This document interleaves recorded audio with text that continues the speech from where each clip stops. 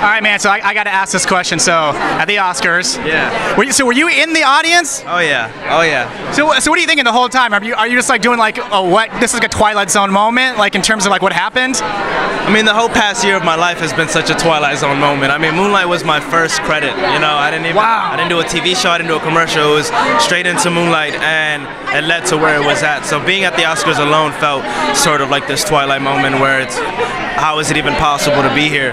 So for that to happen, just put the cherry on top of crazy shit that goes down.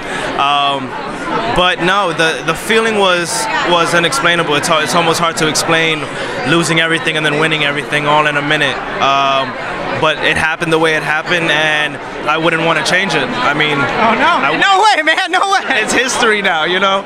It's history, and I don't think it'll ever happen again. So why not? You know? Did you already have this script, the offer, come to you for this show before or after? After Moonlight? After Moonlight, actually, yeah. Offer for the show came out maybe 3 weeks after Moonlight came out nationally. So yeah, Moonlight definitely was something beneficial for my career, beneficial for me as an artist to get my foot in that door. And at the time of filming Moonlight, I had no idea. You know, I didn't know what it would amount to, and I didn't know it would get me here. But the fact that it has is very humbling, and it's very inspiring for me, you know. One simple thing can lead to the next, and one simple thing can lead to you working with legends like Brendan Gleeson and Stephen King, you know? Wait, okay, so it's Stephen King. So did you read the book? Did you know anything about Mr. Mercedes before you went to the audition? Did you read up a little bit about it before, or did you wait until after? No, yeah, it was after the audition. I got cast, and that's when the day I got cast, I went to Barnes & Noble's that night, and I got a copy of Mr. Mercedes. And I'm not too big on reading. I wish I was. So I didn't get the chance to read many Stephen King novels. I've definitely watched almost every film he's made. So you're familiar with this work? Oh my God, The Mist, Under the Dome was fun for me as well. A ton of projects that Stephen King has. I mean, Carrie, the original and the remake. I've seen them all. You know, regardless of me loving them all or not, I've been inspired by them. You know, that somebody can put this together, and somebody can go work after work after work, do something new each time. It just shows creativity at its finest, and it's inspiring, you know? Do you have a favorite of his?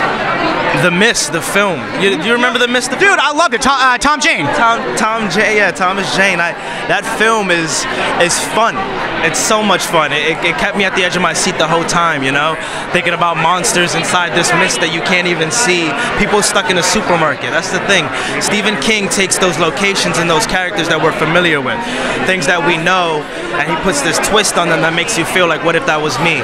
Or what if that was my next door neighbor? What if that was my ice cream man? What if that was my supermarket?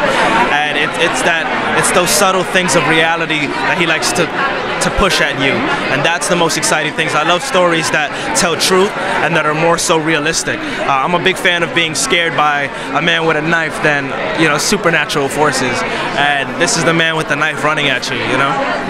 Wait, so basically what you're telling me is that you're gonna go home, call your agent and say, hey, they're doing The Mist as a TV show, I need to be in it. I'm in it. Oh, you are in it? No, I would love to be in it. No, I imagine if I was. I think they are. You're saying in a hot minute you would do it? In a hot minute, I'm in it. Okay. In a hot minute, I'm in it. You know, no, I'd love to do anything Stephen King related. As long as Stephen King is confident in it, as long as the director and the writers are confident in it, I know that I'll be confident with it. All right, man, so tell me about you in this. Tell me about you in Mr. Mercedes, man. Yeah, man, I play Jerome Robinson. I am one of those characters who play the good side of the world. You know, there's a lot of evil in the show, but Jerome is naive. You know, he's very smart, he's intelligent. This is the summer before his first year at Harvard, so he's brilliant, and he plays pretty much Hodges' sidekick. Hodges doesn't know much about IT help. He's old and outdated, so Jerome steps in and he gets on the computer and he figures out the hacking and then the coding, and that's so much fun, you know, to play the side that is the help. It's kind of like when you see Jerome on screen, you know that this is the scene where nothing bad can happen. You know, he might be okay. And to play that sort of hero in a way, to play that sort of light in the show was exciting for me. Coming from Moonlight, especially playing such dark and heavy tones, to go and play somebody who's uplifting, smart. Sure. You know, that it feels good to jump into those shoes, you know? Yeah. Dude, thank you so much for stopping by. Congratulations on all your success. Hey, and have a fun time tonight. Hey, thank you, man. I love your energy. Thanks.